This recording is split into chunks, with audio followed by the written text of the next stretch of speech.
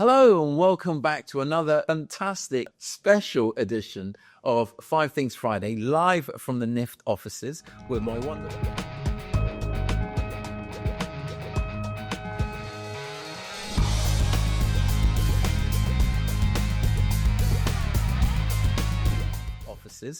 wonderful co-host, Simone, and another special guest we've got is Matt. You would have seen Matt, who is founder and CEO, managing director? Founder and director at the moment, yeah. Founder and director in all things retail. If I'm brutally honest, he is Mr. Retail in the head. He's and the host of a very popular podcast show. So, really special show. Without any further delay, we're going to jump straight in. Matt, why don't you take us through what's top of mind for you this week? Well, my inbox is inundated with Black Friday offers, so it would be remiss not to talk about that. It just feels like a lot of retailers I speak to say they're actually opting out of it and actually sort of putting in promotions throughout the year. Yeah. But from what I'm seeing, I'm still getting an enormous amount of emails, promotions. My Instagram feed is full of Black Friday offers, so I don't feel like it's slowing down. Yeah. I don't know about you. No, it's definitely not. It's like there's a lot of pressure, and obviously we work with a lot of different brands, and a lot of our brand partners actually say we don't want to participate, but we have to, because if we don't, we're going to miss out. And they're independents as well. So it's a real struggle, but it's not really Black Friday, it's Black Month. Yeah. It starts really early. I mean, we start early just because we feel like we have to, and everybody just panics. So yeah, it's here. It's very much here. Do you find, curiosity from an e-commerce perspective, are you expecting a big surge on Friday? Yeah. Is that like... Well, actually, we've had this week, even the weekend, like our order flow was massively up, which I'm not going to complain about. But I don't know. We were chatting about this, actually. We were like, are we going to see an even bigger surge on Friday? Or has everybody just become so used to it being a whole week or 2 or 3 weeks? Isn't that the problem? Isn't that why they started moving it to a more lengthy, week-long, month-long event? Yeah. Because that one day was putting too much pressure on the supply chain, the e-commerce platforms and everything. Then they had to switch this over. But yeah. I was going to say, what happens on Cyber Monday? It's like everyone's forgotten. It's like, Monday, that opens on Monday. I'm forgetting Monday. But I guess that's the whole thing. In America, people have just finished Thanksgiving. They're tired. They want to do some shopping on the Friday and then to complete it on Monday. Okay, moving on swiftly. Simone, what's top of mind for you? I feel like people are sick of hearing me talk about John Lewis, but I'm a big fan. John Lewis is becoming my new M&S, and I love M&S. Did you like the Christmas ad? Oh, I've already spoken in my own swan. How was it called that? I think we got a bit emotional. But John Lewis, which I haven't spoken about yet, they're going through this 800 million renovation, and earlier this month they had released this new, a member space / members lounge for VIPs, which interestingly really mirrors what British Airways does, and I really love it, and I think it's really smart because a lot of people have the Amex and they have the points, and it's a really great incentive to be able to sit in that lovely lounge before flying. So I thought that was really smart. But I was reading Peter Ruiz, the managing director, this week, was chatting about how they're putting a lot of this money into renovating the department stores. And don't quote this verbatim, but he did say he wanted to move away from the traditional stuffy kind of department store that it's kind of known as, and actually they're becoming a lot more experiential. So I'm really excited. They're also going to be collabing with like Topshop, Carhartt. So it feels like a really exciting and interesting shift. And I mean, I'm not a John Lewis customer right now, but you'd think I was. Times I speak about it. Brands. I know, you're top. I should be a brand ambassador. But I think it's a really smart move, and I'm really excited by their future. I think there's been so much hype over the past couple of years about M&S and M&S starting to be really cool. And I feel like John Lewis is next. Do you think that's what they're doing? They're trying to sort of Yeah. shift the demographic a little bit. 100%. So there want to be a house of browsers, and yeah, that's what we see. Okay, that's super cool. On my one, I have to talk about Simone's wonderful experiences she laid on for me this morning. I had my very first stylist help me.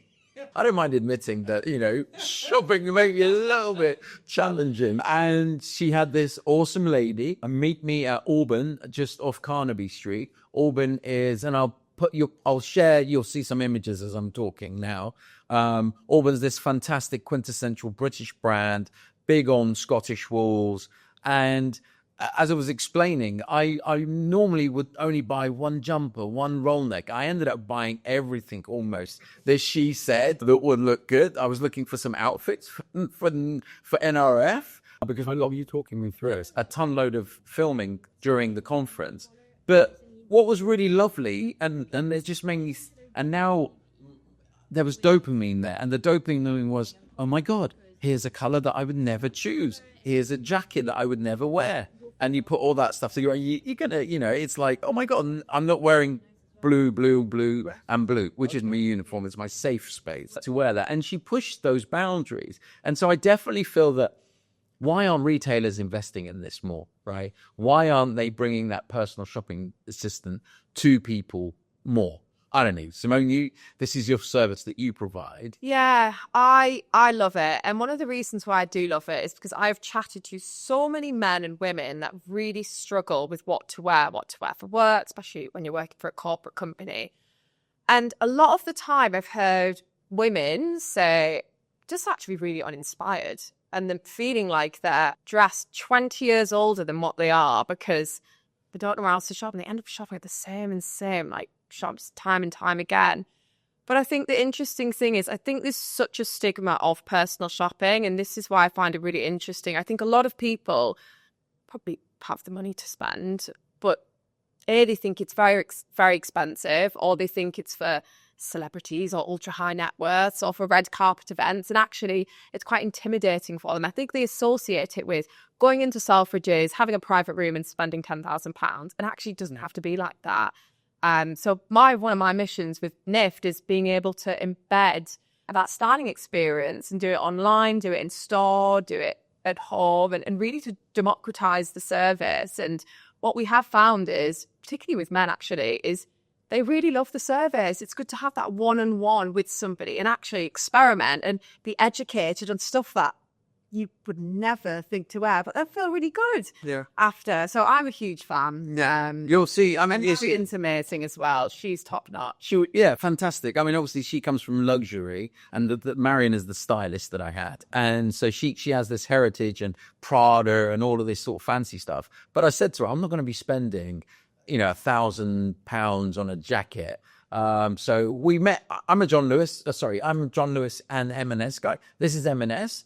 But as I found, carry on shopping at M&S. This has got 7% wool in it and will probably last me 2 wears, whereas the stuff that I bought today should last me at least 6 washes. I haven't even washed this once and it's bothering. So I'm like, oh my God, this is phenomenal, right? You can give me more. But anyway, so it was a thank you for setting that up. And just out of curiosity, would I have to normally pay for that service? Without because I didn't pay for it? No, you do. We do promotions where we offer complimentary in store, but it is a paid for service. But we do a lot of complimentary services as well. So if anybody does want to try it out. Click on the link in there. Shameless plug. It's all right. Fantastic. Okay, Matt, moving on to you. What is your next thing? Well, I've just thought something that was quite interesting. I was with the retail director for Joseph last week. Yes. We were talking a little bit about technology. And, I speak to a lot of retailers all the time, but this is one of my first times speaking to a luxury retailer. And I was interested to see if what they wanted from tech was different to what I suppose a traditional retailer wants from tech. And actually, it really isn't. Again, AI is top of the agenda for so many of these people. And Lucy, who I met there, was passionate about, we want AI to help our staff, not replace our staff. Yeah. And they were very big on the fact that people come into luxury retail for that service that you were just speaking about there, about the insight that the sales representatives can give them.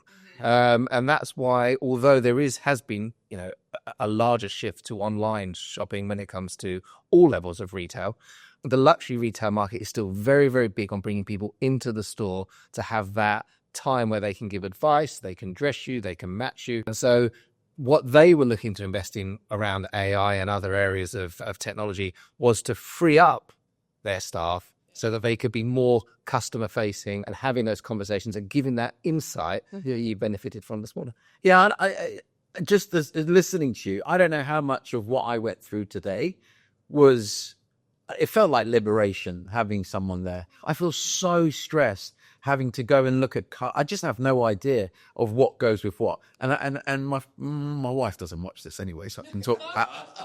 But she's Spanish, so she's always putting these colors together. You have no idea. You're Spanish. You're just so not fashionable. The British are fashionable, and holy cow, all the stuff that my wife's been telling me for years, like wearing seasonal colors of rust and dark reds, and and I'm like, man, so super excited. You'll see my threads over the next couple of weeks. Moving on, I think we are on our final one. Simone? Yes, just that interesting one that ChatGPT, very timely of them, have introduced a personal shopping feature, which ties very nicely with what you say, where customers can come in and it will completely recommend what to buy, the things like gift guides, which I thought was really interesting. Yeah, I just thought it was very timely. Yeah, I interviewed the head of e-commerce for L-Shop, which is the Nordics version of Currys. Amazing lady, amazing interview. And she is the first e-commerce director. I've done 130 interviews this year. The first e-commerce director that said, I have two customers. One of them is a machine. One of them is a human. And there's actually a Nordics saying that she says about human plus machine. So for agentic AI, she and her team have to build these product pages for this new shopper, which is ChatGPT. How do you create? And it's so much beyond what old e-commerce, which is just like pages and pages of dead product descriptions. And the example that she gave me, or someone gave me, I can't remember, this was in another interview. Actually, it was with Storyblock. Maybe we'll talk about Storyblock later. If you want a Tumi bag that's their new Formula One bag, it ultimately is a rucksack made out of some material, and that's what the product page will give you. It will not give you any feeling that it's F1, that it's this, it's that, right? Because the product page will say, it weighs 25 kilograms, it's made of polyester or nylon or whatever else it's got. So how are you going to build that FY knowledge into that? And I think that's super, super interesting, and it's the future. Well, it is. You look at Gen Zs now, and I'm sure Gen Alpha, they don't Google it anymore. They ChatGPT it for everything. Everything. So retailers really need to adapt and not just be looking at Google search, but how they're optimizing their AI search as well. So, and if they're not, then they're going to lose out on. They're not going to be able to survive. So yeah, it's really interesting. That's brilliant. Yeah. Until next week. Thank you so much.